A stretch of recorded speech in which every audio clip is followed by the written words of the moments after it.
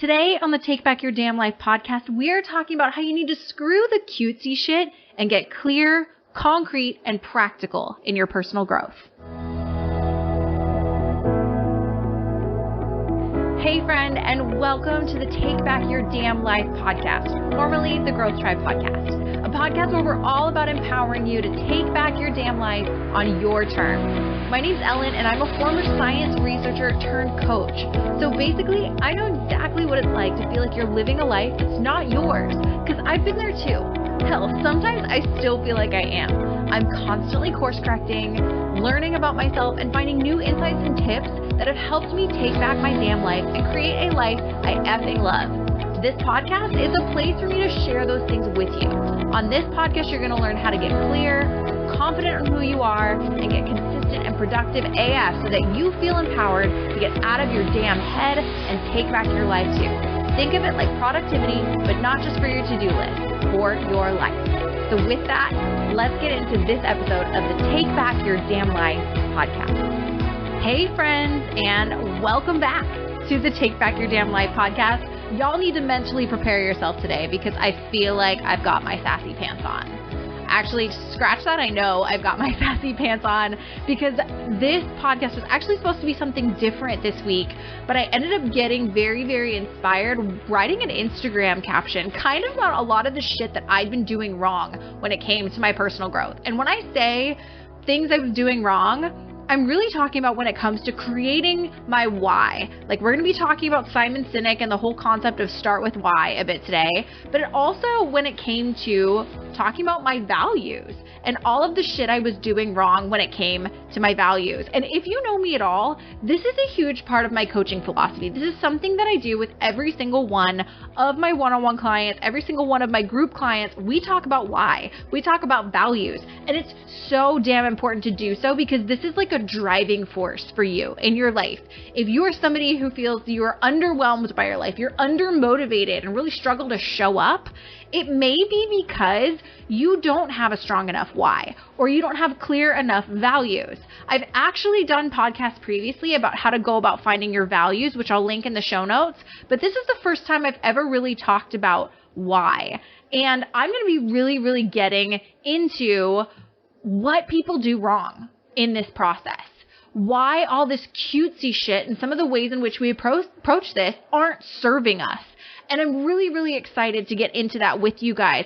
But speaking of one-on-one coaching and group coaching, I want to make sure you know about all of the really, really awesome stuff that's coming up this month. I have so much stuff going on. I'm going to be a little bit of a run around like a chicken with its head cut off kind of thing this month. It is going to be crazy, but I'm so, so excited for it. And one of the first big announcements that I want to share with you is that I am accepting applications right now for one-on-one coaching. And this is a great opportunity if you are someone who maybe has some big career questions they're navigating. A big one that I'm often helping people with is the whole notion of, do I stay in my current job or in my current career path? Or do I do something else? If you're feeling that calling for more or for different or really questioning whether you're in the right place, that's something that I love, love, love helping people navigate through. Also, and this is a big one, if you are a high achiever and you feel like you are on a hamster wheel right now and have no damn clue how to get off of it, then I can totally, totally help you. If you fall into either of those two categories, or you're just really looking to level up your clarity on who you are, if this whole conversation about values and why that we're going to be having today really resonates with you, head to coachellen.com/coaching. Again, that's coach ELLYN.com/coaching, and go ahead and check things out. And if something seems like it's really jumping out at you, you're really feeling called to this, shoot me a message, send in that application, or you can reach out to me on Instagram. I'm at Coach Ellen on Instagram as well. And let's chat about this as a possibility for you. So that's the first big thing that I've got going on right now is opening up some one-on-one coaching spots. But the other big thing I want to make sure you know about, especially if you're one of the people that resonated with any of the previous podcasts on burnout and boundaries, which again, I'll link those in the show notes if you don't know what I'm talking about, but you're curious, then there is going to be a workshop that's happening at the end of the month that I am so stoked to hook you up with and to loop you in on. This is a workshop that I'm doing actually with a former client and a badass human in and of her own right. Her name is Nicole Hudson. She's from her newly formed company, Simply Hudson Co. And we are coming together on August 27th of this month and doing a boundaries workshop. It's called Building Boundaries, Protect Your Productivity, because so much of what boundaries is about is productivity. It's about not burning ourselves out. And to do that, we've got to set boundaries. And we are going to make this process crystal clear. We're going to be walking you through all of the potential obstacles, all of the potential things that so many of us do wrong when it comes to building boundaries. We're going to hook you up and show you all of the ins and outs to really create boundaries that serve you, that protect your productivity, and that help you take back control of your life. So that's happening on August 27th. If you're curious and want to know more about it, again, feel free to reach out to me on Instagram or head on over to coachellen.com/boundaries. It's going to be the best place for you to get all the information, check out the deets, but let me know, reach out to me on Instagram if you've got any questions about either of those things. But with that, let's get into this juicy AF topic we are talking about, ditching all of that cutesy shit and getting clear, concrete, and practical in your personal growth. And I want to tell you what inspired this. So I mentioned that this really came from an Instagram caption that I was writing. And the first line of the Instagram caption, which the Instagram post comes out today on August 4th, it said, "Start with why. It's a cute TED Talk title, Mr. Cynic, but is that it?" You know, it's all cute and nice to say start with why. You need to have a why that motivates you, etc. But what really inspired this as I was writing this caption is I realized that this cutesiness, we can take it a little bit too far. When I first started creating my why, I thought it needed to be this, eloquent, very powerful thing that, inspired people when they read it. And I ended up coming up with this why that, even though it sounds great and sounds like a cute little marketing tagline, which maybe this is why I thought this way, is because he was talking about start with why from a very business perspective. He was talking about, if you're not familiar with it at all, start with why originated as essentially a good way to do business. He mentioned this, I forget I think it's called the golden circle. But he describes in his TED Talk, Simon Sinek does, this notion of the golden circle and how so many companies, instead of starting with why they do what they do, they start with what they do, that they make TVs or that they're a travel company or whatever, instead of talking about why they do it. And the example that he really, really hammered in this TED Talk was about Apple and how Apple's big thing has been about disrupting the status quo. And they create products that help people disrupt the status quo. And in watching this TED Talk and in hearing this, disrupting the status quo is a cute little tagline. It's something that, everybody can fill with their own perspective on what it means to disrupt the status quo. And so for a long time, that's how I approached creating my own personal why, my own personal mantra or phrase or whatever that really motivated and empowered me in my life. And what I came up with years and years and years ago was take back my power. I worked out. I did all of these things to quote unquote take back my power. And I started realizing in the last 6 months or so that wasn't resonating the way it used to. When I originally created it, maybe it did resonate. I created it like 6 years ago, so I honestly don't remember at this point. But when I created it, I felt powerful doing the certain activities that I associated with this why. Fitness in particular. Fitness made me feel powerful. And so I developed this whole notion of take back your power, take back your power.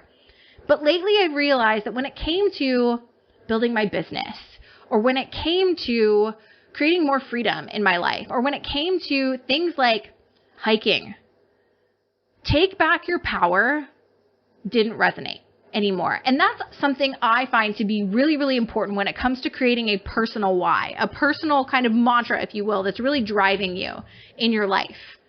It's got to be broadly applicable. It is impractical and frankly a pain in the ass to feel like you have to create a why behind every single thing that you do. And so I started journaling on this, and I was really, really navigating this and figuring this out, during my group program, my group mastermind that I launched the first round of this month. And sadly, we just wrapped up like a week ago. It was so bittersweet. Oh my God. I'm probably going to do another round of it this fall, but still kind of navigating that and figuring that out. But anyways, during that mastermind, I started digging into this more for myself and realizing that take back your power.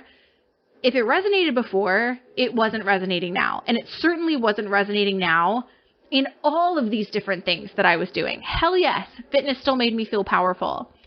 But powerful isn't how I would describe, showing up in my business or waking up and really prioritizing me time.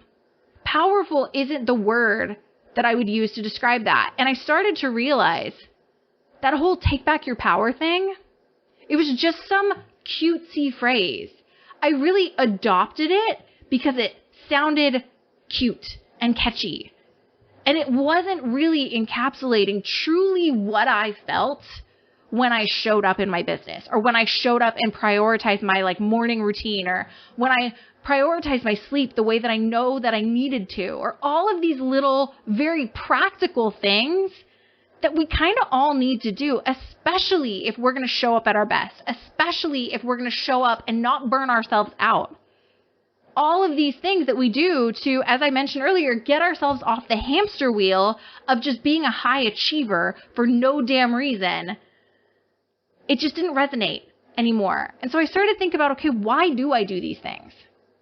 Why do I set ambitious goals? Why do I constantly feel the need to produce and to do? Why do I thoroughly enjoy these pain in the ass, frankly, workouts that absolutely destroy me when I'm doing them? Why do I enjoy slogging up mountains and going on hikes?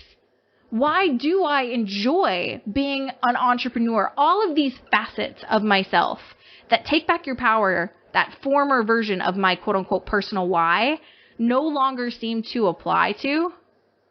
What was the driving force there? And I sat down and I journaled on it. I journaled on, why do I do these things? Why do I do all of this stuff in my life? Why do I want to be a good daughter? And why do I want to make my parents proud? Why do I want to be a good aunt or a good friend? What's the motivation there?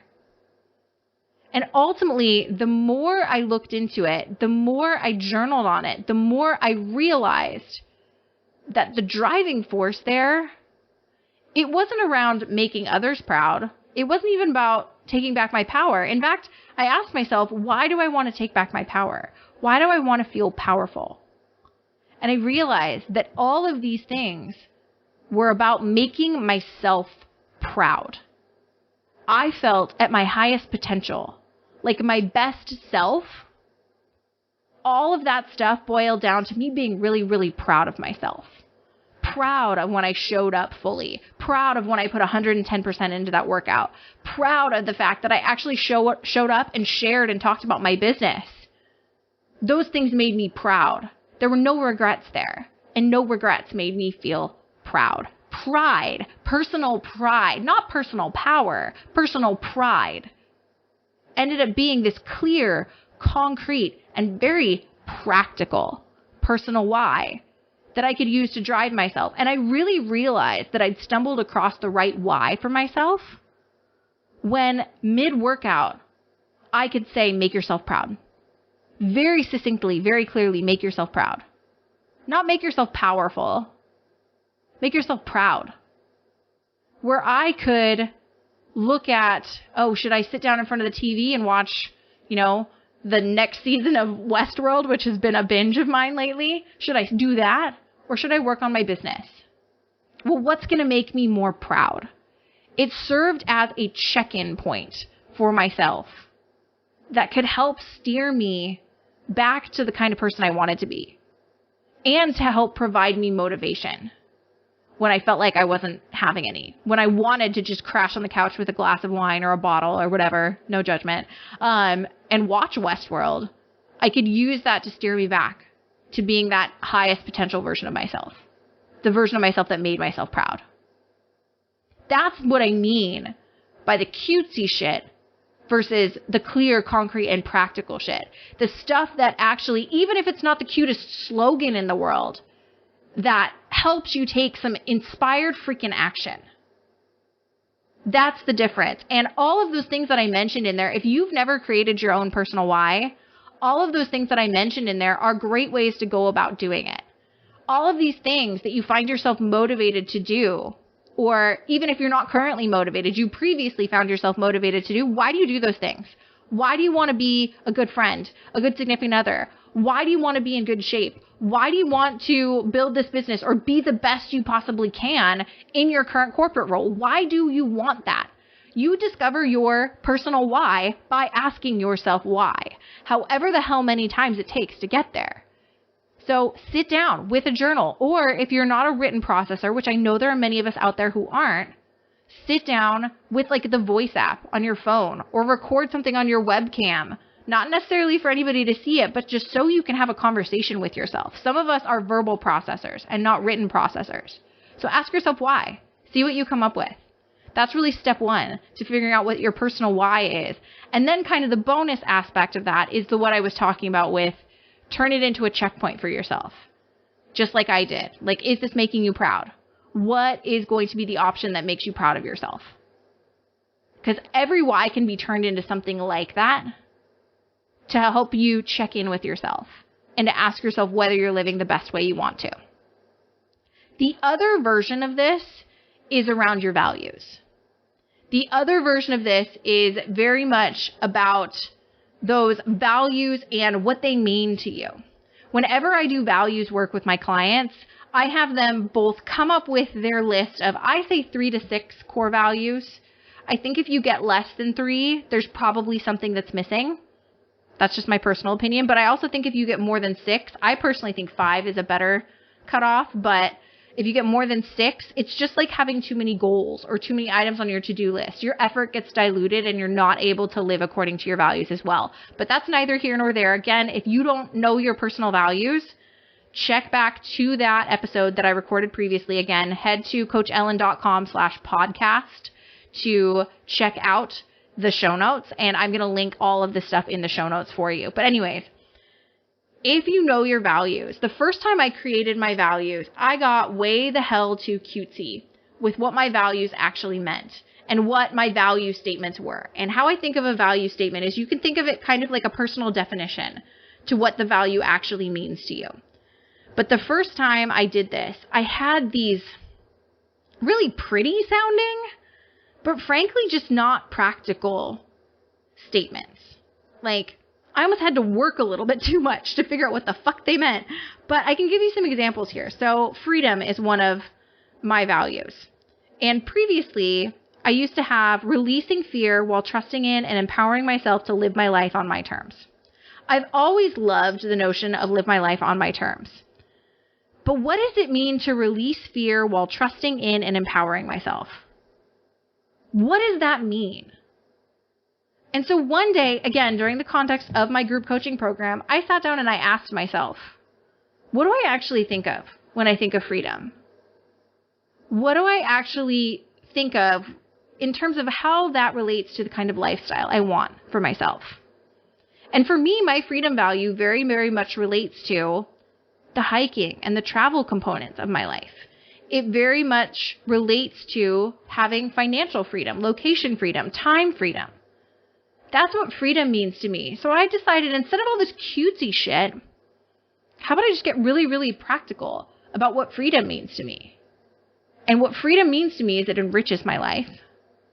But I really want to make sure I captured that experiential component. So I said, hell, let's just make it really straightforward and say enriching my life through experiences that bring me joy and perspective. Done. So much more clear. We're talking about experiences. We're talking about things that bring you joy. And I liked perspective because part of the reason I love traveling is that you get perspectives on other cultures. And part of the reason I love hiking is I love the perspective of being up high and seeing a different view on the world. Enriching my life through experiences that bring me joy and perspective. As opposed to, I might be hitting my microphone right now, so I'm sorry if it's making noise. As opposed to releasing fear while trusting in and empowering myself. It's so much more straightforward, so much more clear. Now let's look at another one. Belonging. Belonging is another one of my values. And what I had before was deeply pursuing authentic connection through vulnerability and intuitive awareness. Not bad, but also kind of cutesy, kind of almost overly flowery. And I'll just be honest, I'm not an overly flowery person. So I don't know why I went down this route when I originally created my value statements. And so when I redid this, what I came up with was giving my full self to others, openly, vulnerably, and without fear. That's, when I talked about pursuing authentic connection through vulnerability, what I meant there was I don't want to dilute myself. I don't want to be anything less than who I am around the people I'm connecting with, because that's when I feel true belonging, is when I'm able to be fully myself, to be open, to be vulnerable, to be almost fearless in a sense, though I don't necessarily think fearless is a thing. I think you'll always have fear. But it was just so much more clear, concrete, and straightforward. I think so often in the personal growth space, we can get a little bit too cutesy. Whether we're talking about, I've really focused on talking about your why and your values and what your values mean to you in this podcast episode. But we can just get too freaking cutesy in the personal growth space, especially when we're talking about personal clarity and the things that we want in our life. What if we just sat down and asked ourselves, what does freedom mean to me? I have a client who, and I think she was part of the reason that this got inspired, is for one of her values, her value statement is never something that I would have come up with, but I almost loved how crystal clear it was. It was starting each day as a blank slate. Each new day was a blank slate for her. That's how she wanted to approach her life. And I think she was the first one that made me realize, holy shit, this does not have to be complicated and cutesy. It can just be practical and straightforward. And I found that, especially when we're talking about your why, especially when we're talking about your values and what they mean to you, cutesy, if it doesn't resonate, if it doesn't make you go, oh my God, yeah, that's what I want. I want to be completely and fully myself. I want prosperity because it makes me feel safe and secure. Screw the cutesy fancy way to say that. If you want safety and security, if that's why something's your value, just say you want safety and security, because it's going to mean so much more and go straight to the heart, so much more than the cutesy shit will. And I think that's really the takeaway today, is if you find yourself trying to come up with an affirmation because some guru told you should, or coming up with a value statement because Ellen told you should. I'll poke fun at myself too. If you're going to do that, make sure that you're not getting caught up in it being fancy, in it being cutesy, in it being super eloquent. Just say what feels true to you. If you're not a cutesy, eloquent, flowery person, say what feels true to you. Get clear, get to the core, get practical, and come up with something that just goes straight to your heart in a clear, concise way. Because that, my friend, is so much more meaningful in my opinion, so much more impactful. I look at my values now, and when I see authenticity and it says trusting my gut and my intuition right next to it, that's how I speak. Those are the words I use in my day-to-day life, not the flowery, cutesy shit I used before. And when I see that, I know it's speaking directly to me. And I want that for you too. So I feel like I rambled a bit today. In fact, I'm realizing I did this all in one take, which is something that has not happened in a while. But the takeaway here is, if you find yourself getting too fucking cutesy with your personal growth, too fancy schmancy, screw it. Get clear, get concrete, get practical, and get to the core of what it is you want and what it is you're trying to say. Well, whether we're talking about your why, whether we're talking about your values, whatever. Because that, my friend, is going to be the shit that makes the difference. So that is all I have for you today. I hope you got something out of this. It may be a slightly different place than where you're at right now, but still, I hope that it resonated on some level with you. And if you've got any questions, you feel like you need any help with some of the stuff that we're talking about here, please feel free to reach out, connect with me on Instagram at Coach Ellen. I would love to hook you up and help you out. But with that, that's all I've got for today, and I will talk to you next time. you go, one last thing. If you enjoyed the hell out of this episode, there's a couple things you could do. Podcasts grow and thrive because of you, the listener. You help me and my guests spread this message of taking back your damn life. And so I would appreciate it if you would share this episode. Maybe you have a friend that you think absolutely would love it. You could also rate the podcast, submit a review, or just share a screenshot on your Instagram story so that I can shout you out and send you a huge thank you. Otherwise, that's really it for now. So thank you so much for being here. Thank you so much for listening. And until next time, friend, go take back your damn life.